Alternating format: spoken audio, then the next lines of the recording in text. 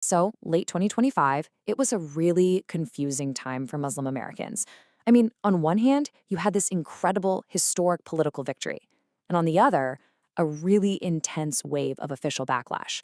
So the big question is, how could both of these things be happening at the exact same time? Okay, let's just break this down for a second.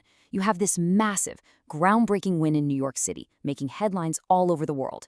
And simultaneously, a major civil rights organization is being targeted with a governor's decree in Texas.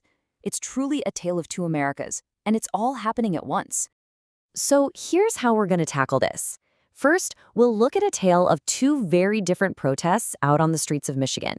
Then, we're going to shift to the high-stakes politics in New York and Texas. And finally, we'll wrap up by looking at the huge challenges this new landscape really presents. All right, so our story really starts in Dearborn, Michigan. Now, this is a city with one of the biggest Muslim populations in the whole country, and it recently became this real focal point for all this national tension. So, get this, in November of 2025, Dearborn basically becomes the stage for two totally different approaches. You had an organizer who showed up expecting a fight, but found something completely different. And then you had an online influencer who came there specifically to start a conflict for his followers. And what happened next is, well, it's pretty incredible. The organizer, Anthony Hudson, actually went to Dearborn before his protest was even scheduled. He met with the very same community he was planning to rally against, and that experience, it completely changed his mind.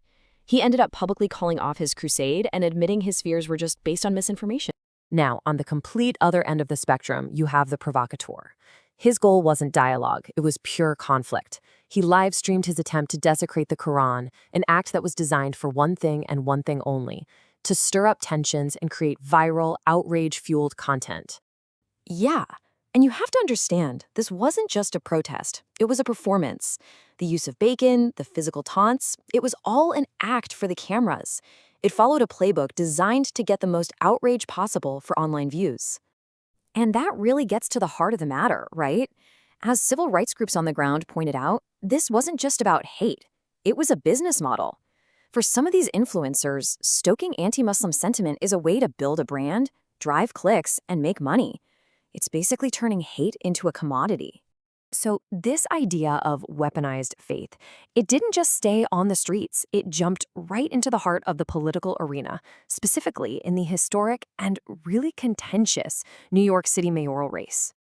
Zohran Mamdani's path to victory was an absolute whirlwind. I mean, look at this timeline. After Mayor Adams dropped out in September, the whole race just intensified. By the middle of October, a single photograph was being used to launch a flood of attacks, making his faith the central battleground of the entire campaign. And the attacks?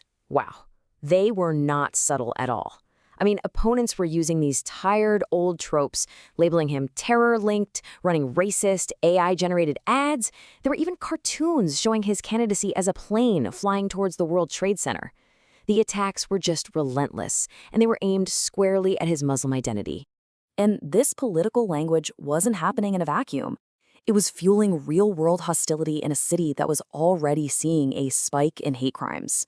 While anti-Jewish complaints were the highest, anti-Muslim incidents saw a staggering 69% jump. It just goes to show how dangerous this kind of rhetoric can be. In the middle of all this, just weeks before the election, Mamdani gave this incredibly raw and emotional speech. And with this one sentence, he just perfectly captured the lived experience of so many Muslim New Yorkers. That feeling of living under a constant cloud of suspicion. It resonated so deep.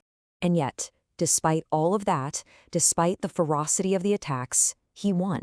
His message about affordability and universal programs broke through. And in a high-turnout election, he didn't just win, he made history, becoming New York City's first ever Muslim mayor. But at the very same moment New York was celebrating this historic first, a completely different story was playing out down in Texas. There, anti-Muslim sentiment wasn't just campaign rhetoric. It was actually being written into official state policy, maybe as a direct reaction to the progress being made in places like New York. Okay, before we get into the details here, it is absolutely crucial to understand this distinction. When a state governor calls a group a terrorist organization, It's mostly a political statement. It doesn't have the same legal power or national security weight as an official designation from the U.S. State Department. They're the only ones with that kind of federal authority. So here's the 1-2 punch that was happening in Texas. On one side, you've got Governor Abbott with an executive order labeling the civil rights group CARE a terrorist organization, specifically to block them from buying land. And on the other side, the Attorney General is suing the developers of a big Muslim community, accusing them of fraud. These are not just symbolic gestures, they have real-world consequences, aimed at taking apart community projects and civil rights work at the state level. All right, so let's pull all these different threads together. With this national backdrop of both amazing progress and serious pushback, what kind of challenges is New York's new mayor actually facing? See, Mamdani's victory isn't just a local story. It's really a national flashpoint. His win is this huge symbol of progress and inclusion, while what's happening in Texas represents a major step backward. Because of that, his first days in office are going to be watched incredibly closely, not just by New Yorkers, but by the whole country. And those tests are going to come right away. I mean, he is walking into a political minefield of incredibly sensitive decisions.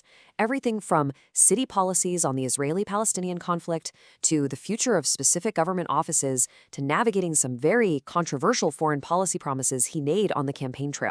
And all of this really brings us back to that fundamental question, doesn't it? We're seeing a community achieve unprecedented political power while, at the very same time, facing this overt, state-sanctioned hostility. It leaves the entire nation at a crossroads, a choice between greater inclusion and deeper exclusion. And right now, the path forward is anything but certain.